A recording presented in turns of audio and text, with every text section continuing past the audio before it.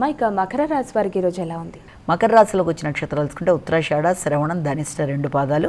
ఈ మకర రాశి వాళ్ళకి వృత్తికి సంబంధించిన విషయాలు చాలా వరకు అనుకూలంగా ఉంటాయి. నూతన అవకాశాలు లభిస్తాయి. దూర ప్రదేశాల్లో నూతన వృత్తుల కొరకు ప్రయత్నం చేసే వాళ్ళకి చాలా వరకు అనుకూలత అనేది ఏర్పడుతుంది.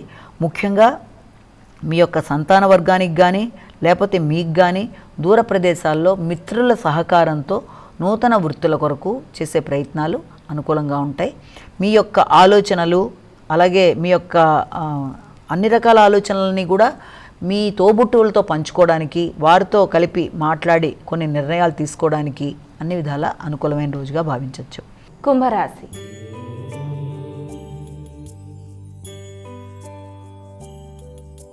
అమ్మ, ఇక కుంభరాశి వారికి ఈరోజు రాశి ఫలితాలు ఏ విధంగా ఉన్నాయి? కుంభరాశిలోకి వచ్చిన నక్షత్రాలను తీసుకున్నట్లయితే మనం పూర్వభద్ర, అలాగే ధనిష్ట, శతభిషం, పూర్వభద్ర 3 పాదాలు.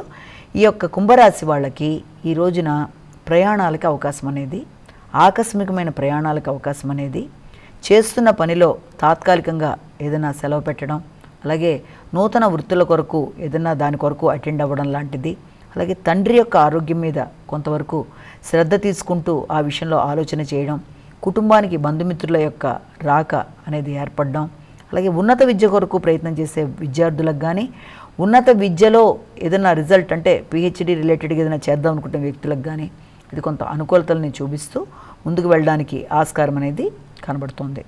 మీనరాశి.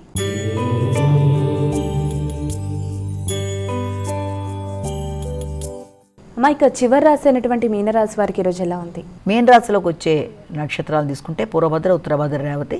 మీనరాశి వారికి ఆరోగ్య సంబంధమైన విషయాలు, తర్వాత మధ్యవర్తిత్వం మొదలైనవి కొంత అనుకూలత తక్కువగా ఉంది. ఈ రోజున చాలా విషయాలు మిశ్రమ ఫలితాలు ఇవ్వడానికి ఆస్కారం అనేది ఉంది. మాటల విషయంలో కానీ, కుటుంబ సంబంధమైన వ్యవహారాల్లో కానీ, వ్యక్తులతో మాట్లాడేటప్పుడు కానీ, ఆర్థిక సంబంధమైన విషయాలు కానీ ఏదైనా కూడా వీలైనంత జాగ్రత్తలు తీసుకుంటూ ముందుకు వెళ్ళాలి. ప్రతి విషయంలోనూ ఆచితూచి నిర్ణయం తీసుకోవాలి. రోగనిరోధక శక్తిని పెంచుకునే విషయంలో, అలాగే కంటి ఆరోగ్య విషయంలో అన్ని విషయాల్లో జాగ్రత్త తీసుకుంటూ మీరు ముఖ్యంగా క్రీమ్ అచ్యుతానంత గోవింద అనే శ్లోకాన్ని పట్టించుకుంటూ ముందుకు వెళ్ళకపోతే ఘర్షణాత్మకమైన వాతావరణం వల్ల కొంత ప్రశాంతత అనేది తగ్గుతుంది. ఇక ద్వాదశ రాశుల వారందరూ కూడా పాటించడానికి వీలుగా ఉన్నటువంటి పరిహారం తెలియజేస్తారా?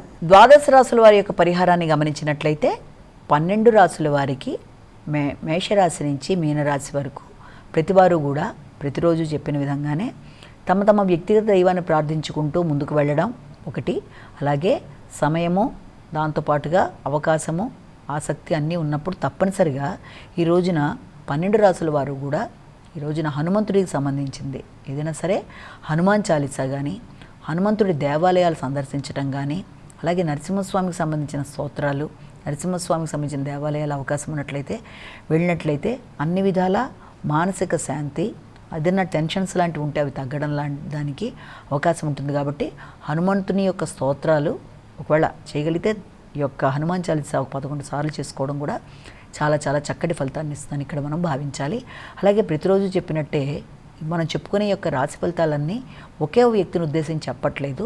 అది దాదాపుగా అందరికీ సంబంధించి జనరలైజేషన్గా చెప్తున్నాం కనుక ఇది కేవలం తమకే వర్తిస్తుందని అనుకోకుండా ఏ వ్యక్తి అయినా సరే తమ తమ వ్యక్తిగత జాతకాలను ప్రతిరోజు చూసుకుంటూ వెళ్తున్నట్లే నడుస్తున్న దశ అంతర్దశల్లో కనుక ఏదైనా ఇబ్బందులు ఉంటే దానికి తగిన పరిష్కారాలు చేసుకుంటూనే ఉంటారు. కనుక ఈ గోచారీత్యా ఎదురవుతున్న వాటిలో ఏదైనా చిన్నపాటి సమస్యలున్నా ఆ విషయంలో ఈ రకమైన చిన్న చిన్న పరిహారాలు అంటే దేవాలయ సందర్శన కానీ, ఇష్టదేవతా ప్రార్థన కానీ, లేకపోతే ఆ రోజు చెప్పిన దేవుడి సంబంధించిన స్తోత్రాలు ఏదైనా చేసుకున్నా కూడా సమస్యలను అధిగమిస్తూ ముందుకు వెళ్ళగలరన్న విషయాన్ని గుర్తుంచుకోవాలి.